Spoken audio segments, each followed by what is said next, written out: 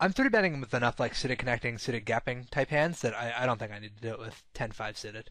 There's just no reason for that to be in my range.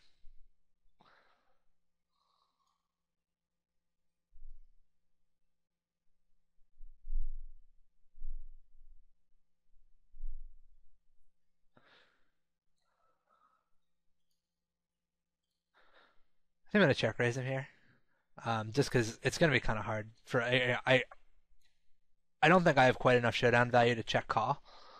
Um, I'd barrel at diamonds. I don't think I'm gonna barrel at a offsuit queen.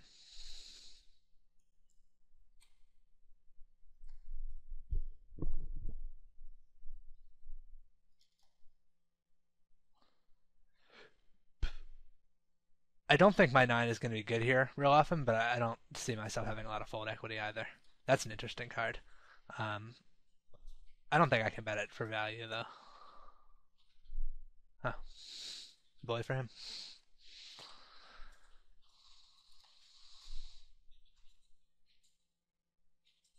So I mean, a good example of timing tell with that snap call there. Maybe he'll prove me wrong, but I doubt he ever has a real strong hand. That's unfortunate. I think my only option here is checking and calling. If I bet, I'm really turning my hand into a bluff. I love that bet sizing by him too. Now, if I call this, he can shove the river.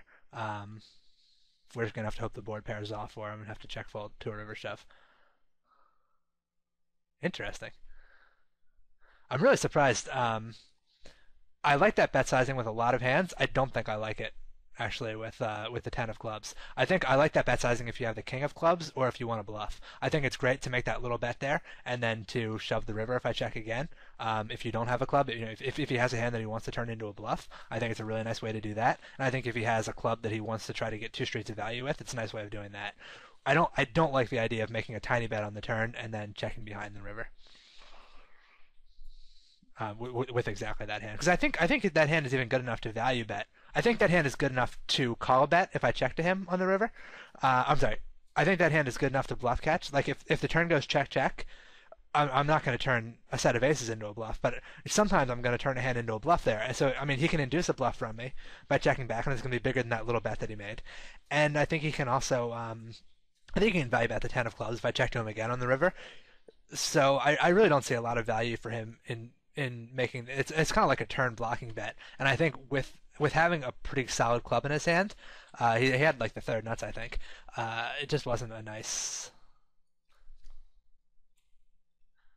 I guess I think his hand was just a little too strong to play it the way that he did. I think he could have gotten more value from it on the river, either by inducing or by value betting himself. I can't call a bet here, but I think I'm good if we check it through.